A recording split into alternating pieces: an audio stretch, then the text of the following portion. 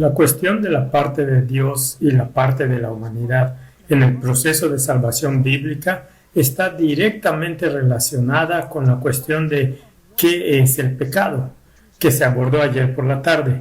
La primera referencia a la salvación en el Nuevo Testamento se encuentra en el libro de Mateo, capítulo 1, versículo 21. Recuerda cuando el ángel se le aparece a José y le dice que María va a tener un niño por la intervención del Espíritu Santo. Mateo 1:21 dice: llamará su nombre Jesús, porque él salvará a su pueblo de sus pecados. Ahora bien, si como los oponentes de la teología de la última generación quisieran hacernos creer el pecado es una condición involuntaria recibida al nacer, entonces la única forma en que uno puede salvarse del pecado es deshacerse de esa condición involuntaria o declarando al pecador justo a pesar de esa condición. Ahora, para ambos lados, en la actual controversia sobre la teología de la última generación, ambos creen, como hemos notado muchas veces ya, que la naturaleza caída que heredamos al nacer será quitada cuando venga Jesús. Todavía hay algunas personas con las que ocasionalmente me encuentro de vez en cuando que todavía tienen la idea de que antes de que regrese Jesús la naturaleza caída va a ser erradicada. Pero esos son una minoría muy pequeña en lo que respecta a los adventistas que creen en la teología de la perfección. La diferencia real entre los dos campamentos sobre el tema de la salvación es que aquellos que creen en la teología de la última generación creen que las condiciones de la salvación, que todos estamos de acuerdo, son la obediencia a la ley de Dios, que esas condiciones se cumplen a través de la justicia de Cristo, que incluye tanto la justificación como la santificación. Los oponentes de la teología de la última generación, por el contrario, creen que debido al pecado original, la única forma en que se pueden cumplir las exigencias de la ley es a través de la justicia legal o forense que ellos creen representa la justificación. Así, según su teología, la única forma en que un cristiano puede experimentar la salvación y aceptación ante Dios en el juicio celestial es a través de una justicia declarativa que nos declara santos aunque no lo somos. Y no solo estamos hablando del pasado, aquí estamos hablando del presente y el futuro de acuerdo a lo que creen. Estas personas creen que somos salvos, no la justificación, sino que implica, como veremos en nuestra discusión, no solo el perdón de los pecados pasados, sino también el perdón de los presentes y futuros pecados. Algunos lo han llamado perdón por adelantado, otros lo han descrito con más razón como otra forma de la doctrina católica de las indulgencias, solo que en este caso las indulgencias son gratis. Un autor en uno de los libros recientes que ataca la teología de la última generación dice: la base fundamental de la aceptación de uno en el juicio no son las obras del creyente empoderadas por el Espíritu, sino la justicia de Cristo. Ahora vamos a descubrir en la Biblia y los escritos del Espíritu de profecía en los próximos momentos que las obras del creyente habilitadas por el Espíritu y la justicia de Cristo son una y la misma cosa. Hay una diferencia entre lo que intentamos con nuestras propias fuerzas, como lo discutimos en el panel, y lo que hacemos a través de la fuerza de Dios. Pero los oponentes de la teología de la última generación no hacen esa distinción. Ellos creen que incluso lo que la gente hace a través del Espíritu Santo no tiene nada que ver con la salvación. Pero lo que vamos a demostrar aquí en los próximos momentos es que la salvación bíblica es cooperativa, que involucra la parte de Dios y la parte de la humanidad. Ahora vamos a empezar con el Antiguo Testamento al mirar los asuntos de la salvación, porque recuerda lo que Pablo le dijo a Timoteo en el capítulo 3 de segunda de Timoteo, versículo 15. Él escribe: y que desde la niñez has sabido las sagradas escrituras, las cuales te pueden hacer sabio para la salvación por la fe que es en Cristo Jesús. Ahora, Pablo afirmó su fe en la teología de la salvación del Antiguo Testamento en ese famoso pasaje que Martín Lutero escuchó sonando en sus oídos mientras caminaba de rodillas aquella escalera en Roma que creían haber sido transportada milagrosamente de la sala del juicio de Pilato a la ciudad eterna. Sabemos cuál es ese pasaje en Romanos capítulo 1 versículo 17, y esto se toma directamente del libro de Habacuc capítulo 2 versículo 4. Mas el justo por la fe vivirá. Pero esta no es de ninguna manera la única referencia de Pablo al Antiguo Testamento estableciendo su entendimiento de la salvación. Uno de los pasajes más profundos de los escritos de Pablo que surge del Antiguo Testamento está en Romanos capítulo 4 versículos 6 al 8. Como también David habla de la bienaventuranza del hombre a quien Dios atribuye justicia sin obras, diciendo: bienaventurados aquellos cuyas iniquidades son perdonadas y cuyos pecados son cubiertos. Bienaventurado el varón a quien el Señor no inculpa de pecado. Ahora esto se toma directamente del Salmo 32, versículos 1 y 2, donde escribe el salmista: bienaventurado aquel cuya transgresión ha sido perdonada y cubierto su pecado. Bienaventurado el hombre a quien el Señor no inculpa de iniquidad y en cuyo espíritu no hay engaño. Ahora, esto es importante porque recuerda otros pasajes bíblicos que nos dicen más sobre las condiciones para recibir el perdón de Dios. Observa cómo aquel a quien Dios no imputa iniquidad es aquel en cuyo espíritu no hay engaño. Dios no solo imputa justicia sin obras, sino que lo hace solo a aquellos en cuyo espíritu no hay engaño. Ahora, algunas personas se preguntarán por qué Pablo no citó esa última cláusula del Salmo 32, versículo 2.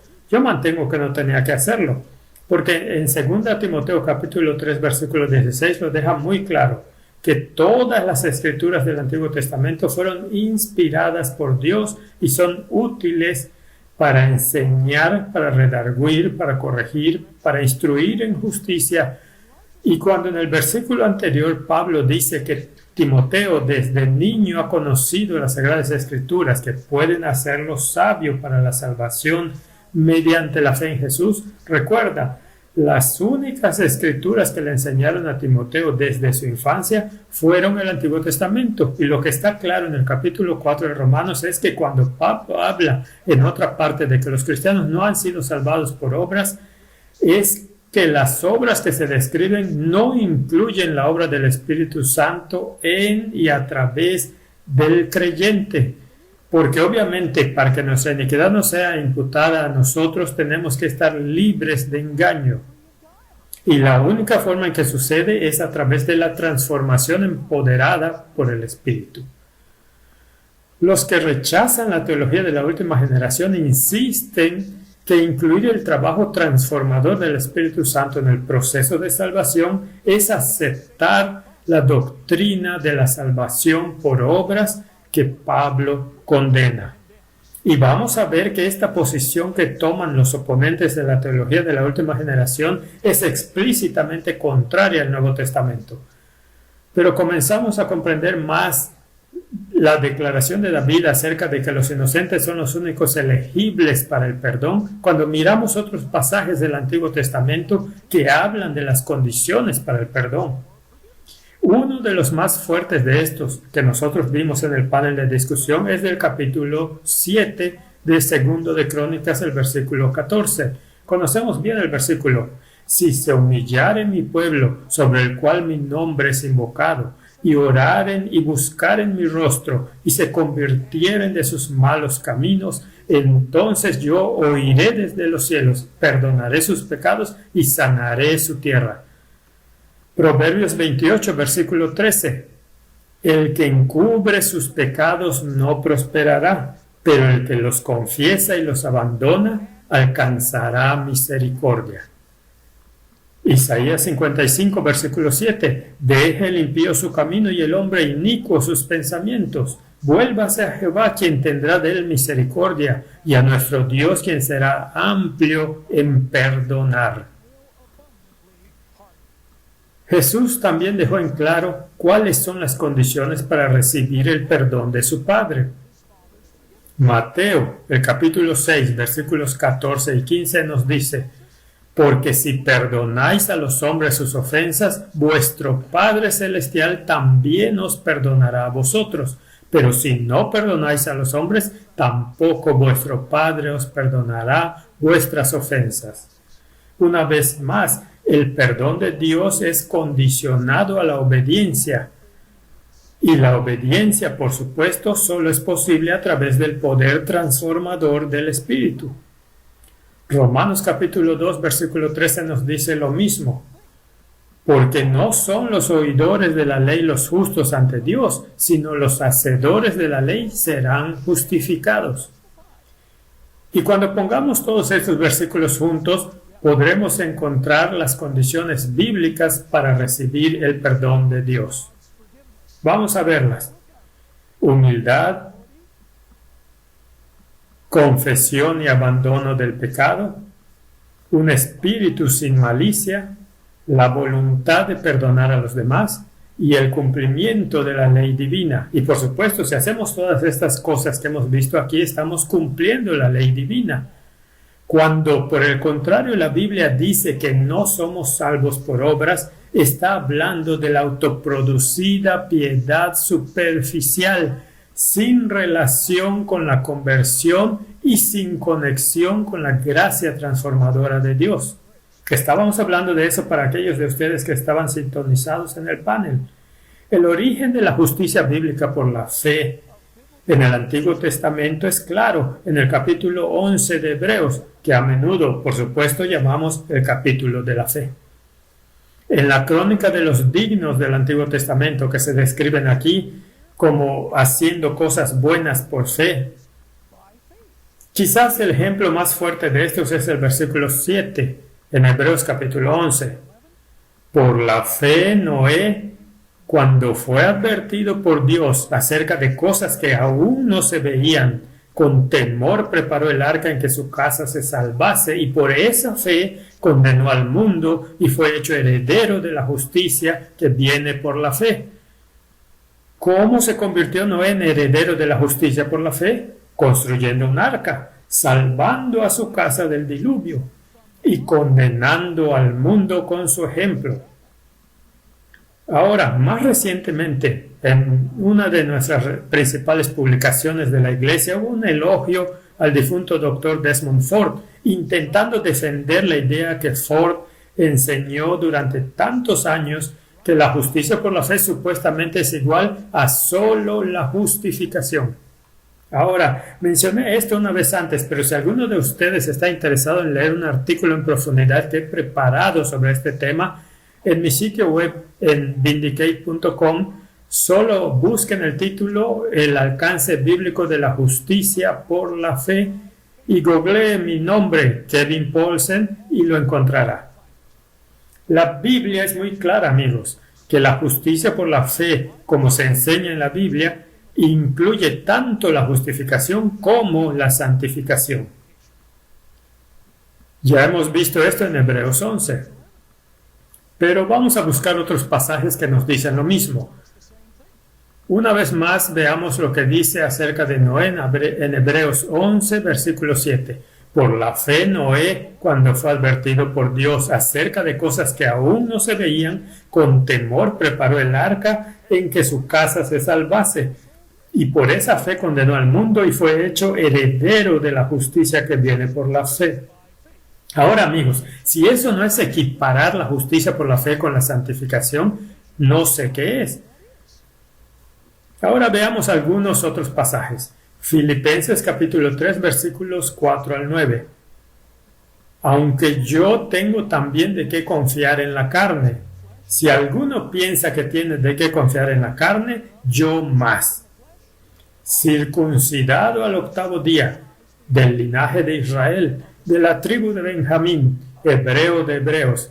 En cuanto a la ley, fariseo. En cuanto al celo, perseguidor de la iglesia. En cuanto a la justicia que es en la ley, irreprensible. Pero cuantas cosas eran para mi ganancia, las he estimado como pérdida por amor de Cristo. Y ciertamente aún estimo todas las cosas como pérdida por la excelencia del conocimiento de Cristo Jesús mi Señor, por amor del cual lo he perdido todo y lo tengo por basura, para ganar a Cristo y ser hallado en Él, no teniendo mi propia justicia, que es por la ley, sino la que es por la fe de Cristo, la justicia que es de Dios por la fe. Ahora, claramente en este contexto la justicia de la ley se refiere a lo que la gente intenta con sus propias fuerzas aparte de la conversión. Hay otros pasajes en los escritos de Pablo donde la justicia de la ley se refiere a la justicia de santificación. Por ejemplo, en Romanos capítulo 8, versículo 4, donde Pablo dice: para que la justicia de la ley se cumpliese en nosotros que no andamos conforme a la carne, sino conforme al Espíritu. El contexto y el consenso inspirado dicen la diferencia, así como la amonestación de Ellen White con respecto al lenguaje inspirado en el volumen 1 de Mensajes Selectos, página 23. Ella dice: diferentes significados se expresan con la misma palabra, no hay una palabra para cada idea distinta. Vemos esto muy claramente, por ejemplo, cuando en algunas declaraciones Ellen White dice que la expiación fue completa en la cruz, y en otras declaraciones ella dice que la expiación todavía está en curso. Así que lo que Pablo está negando en el capítulo 3 de Filipenses y cuenta como basura no es la justicia de santificación, sino más bien la piedad superficial y justicia propia de su pasado farisaico. La justicia que es de Dios por la fe, en la que Pablo ahora se regocija, incluye claramente la santificación cuando miramos el siguiente versículo. Filipenses capítulo 3, versículo 10. A fin de conocerle y el poder de su resurrección y la participación de sus padecimientos, llegando a ser semejante a él en su muerte. En otras palabras, conocer a Jesús y experimentar la comunión de sus sufrimientos es santificación. Esto está hablando de piedad práctica aquí. No está hablando de una declaración legal. En el capítulo 9 del libro de Romanos, versículos 30 al 32, encontramos lo mismo. Encontramos la justicia por la fe equiparada con justicia transformadora interna divinamente impartida. ¿Qué pues diremos? Que los gentiles que no iban tras la justicia alcanzaron la justicia, es decir, la justicia que es por la fe. Mas Israel que iba tras la ley de justicia no la alcanzó. ¿Por qué? Porque iban tras ella no por fe, sino como por obras de la ley, pues tropezaron en la piedra de tropiezo. Y obviamente aquí cuando está hablando sobre las obras de la ley, él está hablando de la justicia legalista superficial no santificada, no de la justicia de la santificación. Nadie puede decir con justicia que esta referencia a la justicia de Dios por la fe se limita a la justificación. La única justicia que está excluida de la justicia que Pablo dice que viene por fe es la piedad superficial y la religión ritual de la justicia farisaica. Esta es la pseudo justicia en que Pablo se regocijó antes de su conversión. En el capítulo 10 de Romanos, la naturaleza transformadora de la justicia por la fe también es clara, ya que cita un pasaje del capítulo 30 de Deuteronomio sobre este mismo punto. Romanos capítulo 10 versículos 6 al 8 dice: pero la justicia que es por la fe dice así: no digas en tu corazón, ¿quién subirá al cielo? Esto es, para hacer descender a Cristo. O, ¿quién descenderá al abismo? Esto es, para hacer subir a Cristo de entre los muertos. Mas, ¿qué dice? Cerca de ti está la palabra, en tu boca y en tu corazón. Esta es la palabra de fe que predicamos. Muy claramente, amigos, la justicia bíblica por la fe implica la escritura de la ley en el corazón y la santidad práctica que produce el nuevo pacto. No hay tensión en absoluto entre la obra de Cristo por nosotros y su obra en nosotros. No hay ninguna tensión entre la negación de Pablo de la justicia por obras y el hecho de que la obediencia es la condición de nuestra salvación. Porque la obediencia que cumple esa condición es solo lo que se logra mediante la cooperación divino-humana. Jesús fue muy claro en este punto en Mateo, el capítulo 7, versículo 21, donde dice al concluir su sermón del monte: no todo el que me dice Señor, Señor, entrará en el reino de los cielos, sino el que hace la voluntad de mi Padre que está en los cielos. Conocemos la historia de Jesús y el joven rico. Las mismas condiciones se establecieron. Mateo, el capítulo 19, versículos 16 y 17 dice: entonces vino uno y le dijo: Maestro bueno, ¿qué bien haré para tener la vida eterna? Él le dijo: ¿por qué me llamas bueno? Ninguno hay bueno sino uno, Dios. Mas, si quieres entrar en la vida, guarda los mandamientos. Pero, por supuesto, Jesús tenía claro que solo mediante el poder del cielo se pueden guardar los mandamientos. Cuando el joven se alejó porque se aferró a sus posesiones, los discípulos preguntaron en el versículo 25 del mismo capítulo. Sus discípulos, oyendo esto, se asombraron en gran manera, diciendo: ¿quién pues podrá ser salvo? Y mirándolos Jesús les dijo: para los hombres esto es imposible, mas para Dios todo es posible. Cuando el intérprete de la ley se acercó a Jesús, quien le contó la historia del buen samaritano, Jesús dio la misma enseñanza en Lucas, el capítulo 10, versículos 25 al 28. Y he aquí un intérprete de la ley se levantó y dijo, para probarle: Maestro, ¿haciendo qué cosa heredaré la vida eterna? Misma pregunta que hizo el joven rico. Él le dijo: ¿qué está escrito en la ley? ¿Cómo lees? Y aquel respondiendo dijo: amarás al Señor tu Dios con todo tu corazón y con toda tu alma y con todas tus fuerzas y con toda tu mente, y a tu prójimo como a ti mismo. Y él le dijo: bien has respondido, haz esto y vivirás. Y Pablo, el apóstol, enseñó lo mismo. En Romanos capítulo 2, versículos 6 al 11, hablando de Dios, Pablo escribe: el cual pagará a cada uno conforme a sus obras, vida eterna a los que, perseverando en bien hacer, buscan gloria y honra e inmortalidad, pero ira y enojo a los que son contenciosos y no obedecen a la verdad, sino que obedecen a la injusticia. Tribulación y angustia sobre todo ser humano que hace lo malo, al judío primeramente y también al griego, pero honra y gloria y paz a todo el que hace lo bueno, al judío primeramente y también al griego. Recuerda lo que Pablo está tratando de demostrar aquí. No que la obediencia no sea necesaria para la salvación, sino que toda la humanidad, judíos y gentiles por igual, necesitan el perdón y la justicia transformadora de Jesús. Veamos Romanos capítulo 8, versículo 13, donde el apóstol dice: porque si vivís conforme a la carne, moriréis, mas si por el Espíritu hacéis morir las obras de la carne, viviréis.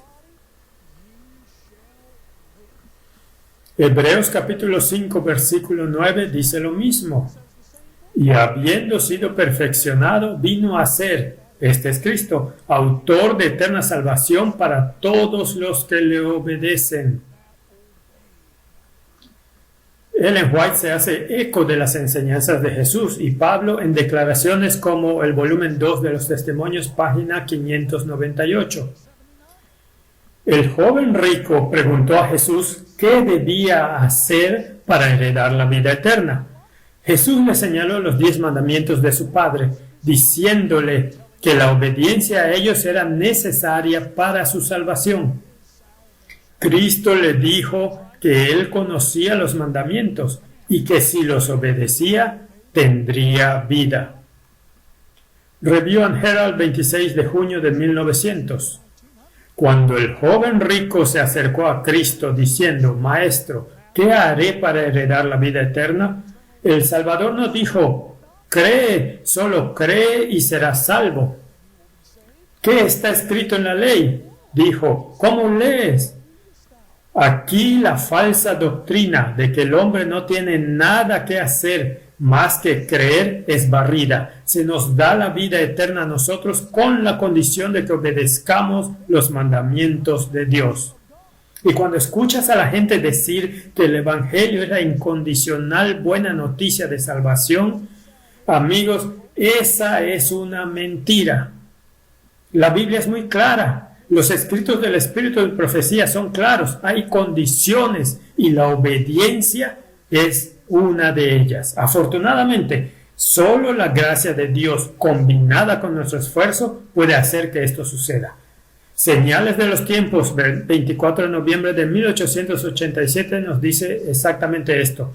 La observancia de estos 10 mandamientos comprende todo el deber del hombre y presenta las condiciones de vida eterna. Ahora la pregunta es: ¿cumplirá el hombre con los requisitos? ¿Amará a Dios supremamente y a su prójimo como a sí mismo? No hay forma posible de que el hombre haga esto en su propia fuerza. El poder divino de Cristo debe sumarse al esfuerzo de la humanidad. Nota que ella no dice: debe añadirse el poder divino de Cristo como sustituto por el esfuerzo de la humanidad. Volumen 7 del Comentario Bíblico, página 920. Elena G. de White dice: su perfecta obediencia, que es la del cristiano, a todos los mandamientos de Dios, le abre las puertas de la ciudad santa. Una vez más, del volumen 7 del Comentario Bíblico, página 972. El Evangelio que se predicará a todas las naciones, tribus, lenguas y pueblos presenta la verdad en líneas claras, mostrando que la obediencia es la condición para obtener la vida eterna. Cristo imparte su justicia a todos los que consienten en dejarle quitar sus pecados. Cada día con Dios, página 70. Gracias a Dios, nos ayuda a cada paso del camino que tenemos que recorrer, si estamos dispuestos a salvarnos de acuerdo con el plan señalado por Cristo, mediante la obediencia a sus requerimientos. Volumen 2 de los Testimonios, página 497. Solo por el poder de Dios puede colocarse en una posición que le permita recibir su gracia un instrumento de justicia. No solo requiere Dios que controle sus pensamientos, sino también sus pasiones y afectos. Su salvación depende, escucha atentamente, su salvación depende de que se gobierne en estas cosas. El mismo volumen de Testimonios, página 612. Dios quiere que todos hagan un uso práctico de las claras enseñanzas de su palabra acerca de la salvación del hombre. Si son hacedores de la palabra, que es clara y poderosa en su sencillez, no dejarán de perfeccionar un carácter cristiano. Seguirán santificados por la verdad y obedeciéndola humildemente se asegurarán la vida eterna. Desde el corazón, página 181. Al aceptar a Cristo como Salvador personal, los hombres y mujeres pueden mantenerse firmes contra las tentaciones del enemigo. Los seres humanos pueden tener vida eterna si aceptan los principios del cielo y permiten que Cristo lleve el corazón y la mente a la obediencia a la ley de Jehová. Review and Herald, 26 de octubre de 1897. Los términos de la salvación para cada hijo e hija de Adán se describen aquí. Se dice claramente que la condición para obtener la vida eterna es la obediencia a los mandamientos de Dios. Y espero que noten una cosa aquí, amigos. ¿Notan que no hay diferencia entre la teología de esas declaraciones escritas antes de 1888 y las escritas después?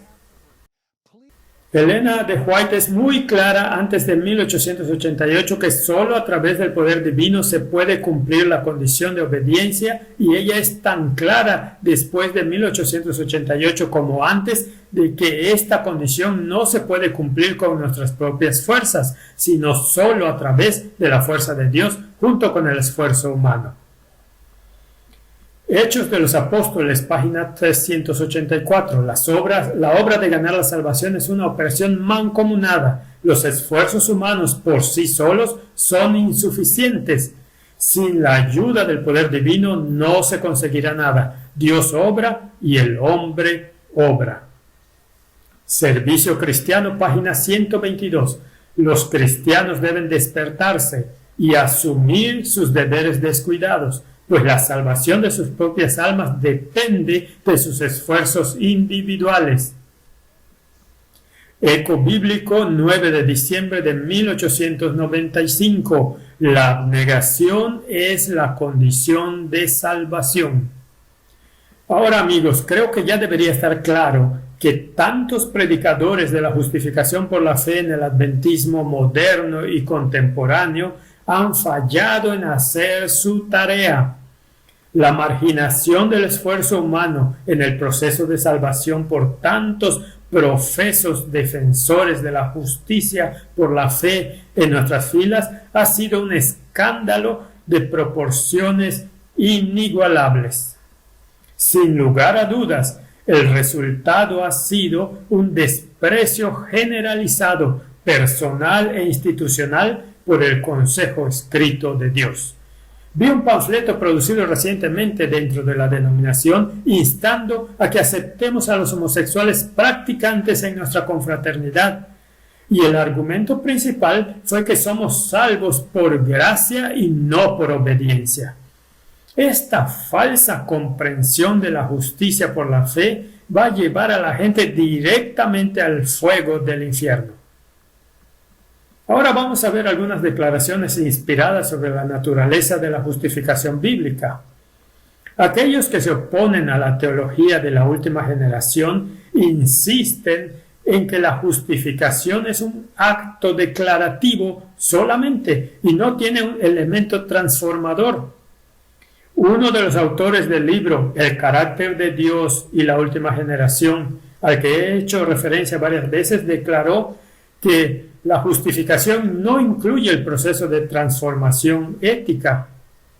La justificación es contar o reconocer a una persona como justa, no hacer justa a una persona. Bueno, amigos, ¿qué sucedió cuando Dios en la creación dijo, sea la luz? ¿Se quedó oscuro? No, dice la Biblia, y fue la luz. Cuando llegó el leproso a Jesús para ser sanado en Mateo capítulo 8, Jesús le dijo, sé limpio. Y la Biblia dice, y al instante quedó limpio de la lepra. Ellen White refleja esto en pasajes como La Educación, página 230, donde dice, En ocasión de la creación, Él dijo y fue hecho. Él mandó y existió.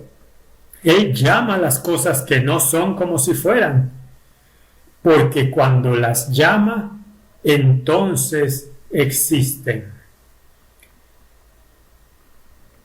Y es por eso que Pablo dice en Tito capítulo 3 versículos 5 al 7, nos salvó no por obras de justicia que nosotros hubiéramos hecho, sino por su misericordia, por el lavamiento de la regeneración y por la renovación en el Espíritu Santo, el cual derramó en nosotros abundantemente por Jesucristo nuestro Salvador, para que justificados por su gracia viniésemos a ser herederos conforme a la esperanza de la vida eterna.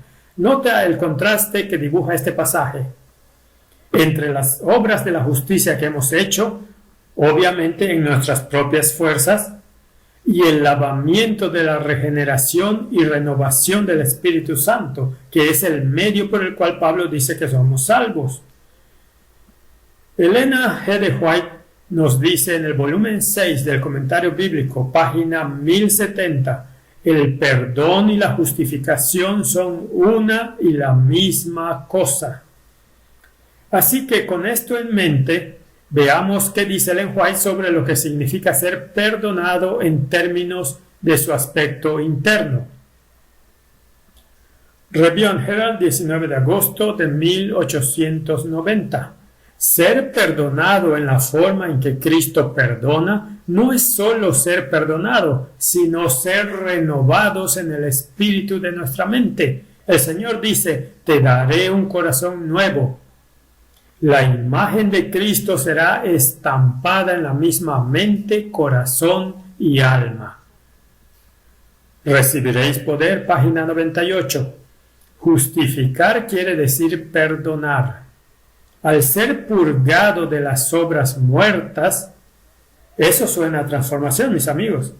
El corazón está preparado para recibir la bendición de la santificación. Es como un predicador dijo hace muchos años, la diferencia entre justificación y santificación es la diferencia entre casarse y permanecer casado. El discurso maestro de Jesucristo, página 97. Este pasaje fue citado anteriormente. El perdón de Dios no es solamente un acto judicial por el cual libra de la condenación.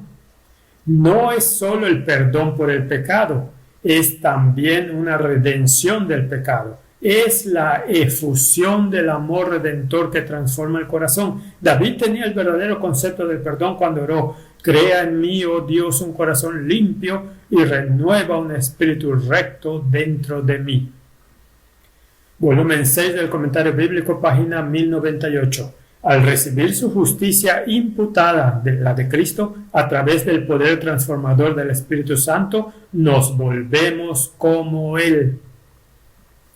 A fin de conocerle, página 343. Escucha esto. La gracia de Cristo purifica mientras perdona y prepara a los hombres para un cielo santo. Nota que no dice la gracia de Cristo perdona y luego purifica. No, dice que purifica mientras que perdona.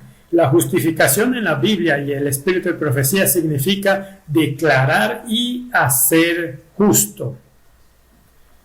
Los mismos críticos de la teología de la última generación que niegan el aspecto transformador de la justificación insisten en que la justificación no cubre que cubre más que nuestros pecados pasados. Uno de los autores de este libro hace esta declaración: yo veía la justificación como el perdón de mis pecados pasados, pero después de la conversión sentí que necesitaba depender de mi santificación como la base de mi aceptación continua con Dios. Bueno, ¿sabes qué? Sería mejor que este querido hermano retomara su argumento con la Biblia y con el espíritu de profecía. ¿Qué dijo Pedro en la casa de Cornelio? En Hechos capítulo 10, versículo 35. Sino que en toda nación se agrada del que le teme y hace justicia. Volumen 1 de Mensajes Selectos, página 429. Y a fin de que el hombre retenga la justificación, debe haber una obediencia continua mediante una fe activa y viviente que obre por el amor y purifique el alma. En la página 464 del volumen 1 de Mensajes Selectos, ella también dice: la bendición de la justificación se retiene mediante la entrega continua de la voluntad y la obediencia continua. Hijos e hijas de Dios, página 47. Muchos de los que pretenden creer las verdades probatorias de estos últimos días actúan como si Dios no tomara nota de su indiferencia hacia los principios de su santa ley y su manifiesta desobediencia a ellos. La ley es la expresión de su voluntad y es por medio de la obediencia a esa ley como se propone aceptar a los hijos de los hombres como sus hijos e hijas.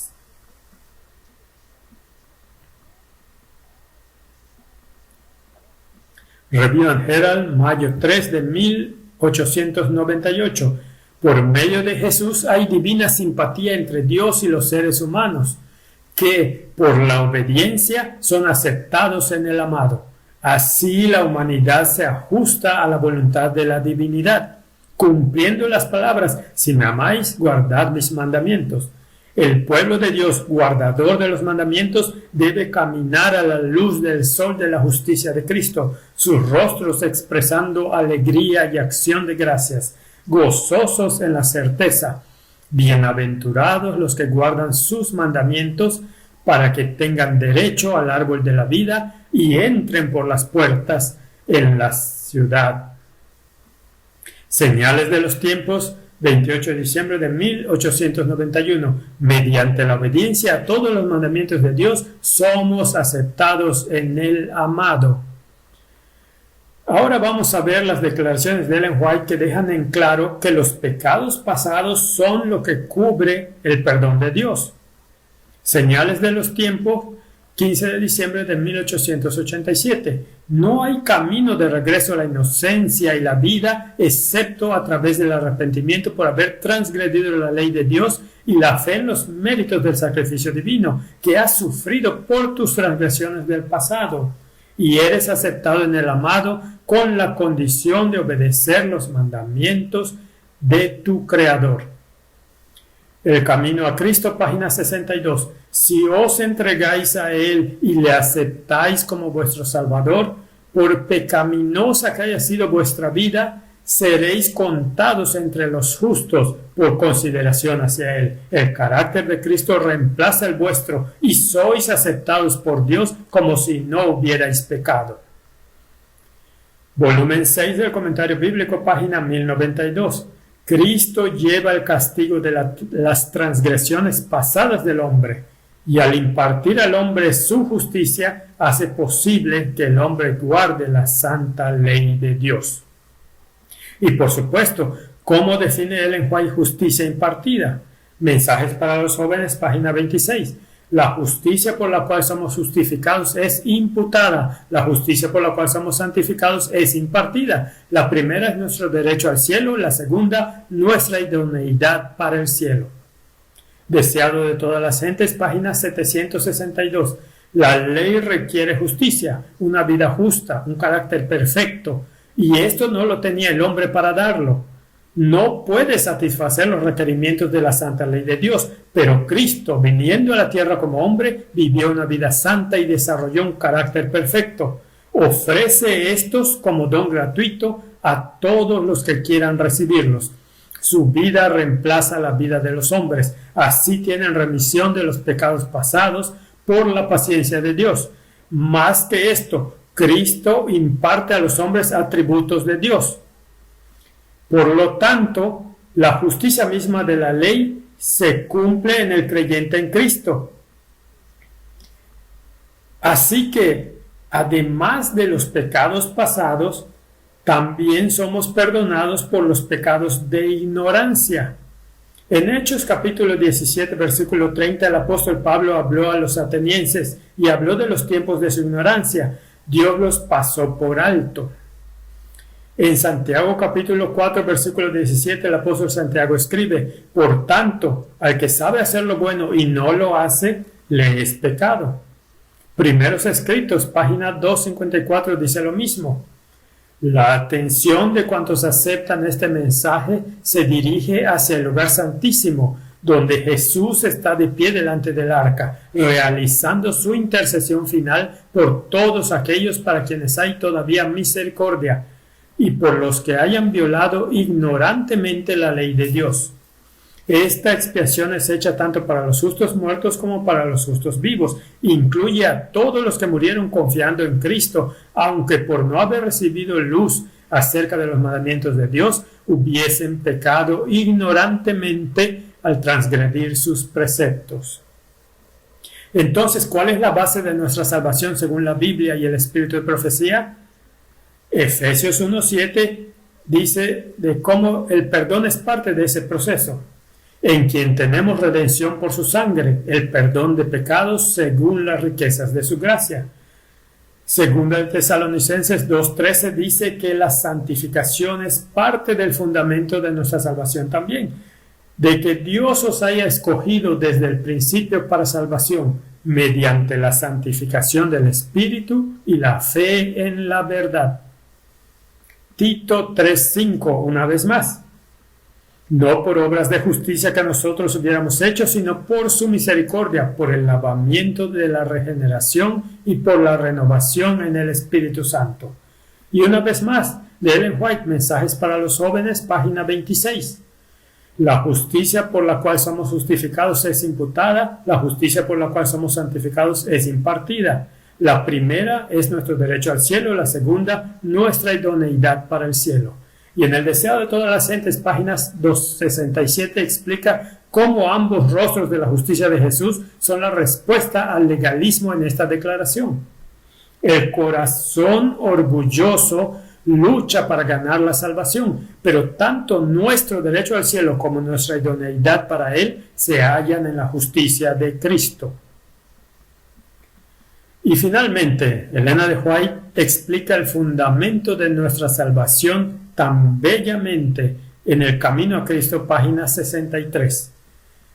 Así que no hay en nosotros mismos cosa alguna de que jactarnos, no tenemos motivo para ensalzarnos.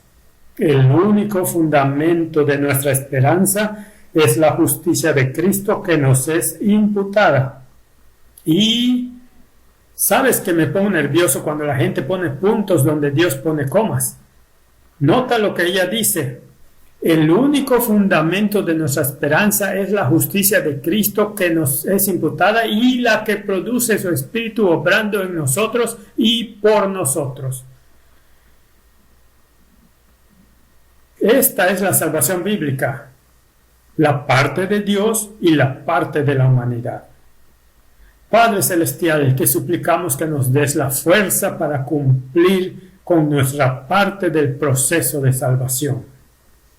Porque si todo dependiera de ti haciendo tu parte y eso fuera todo lo que hacía falta, la salvación se habría terminado hace mucho tiempo y el mundo no hubiera tenido que soportar todo el horror y la tragedia y las pandemias y la corrupción y el genocidio y mucho más que vemos en nuestro mundo hoy.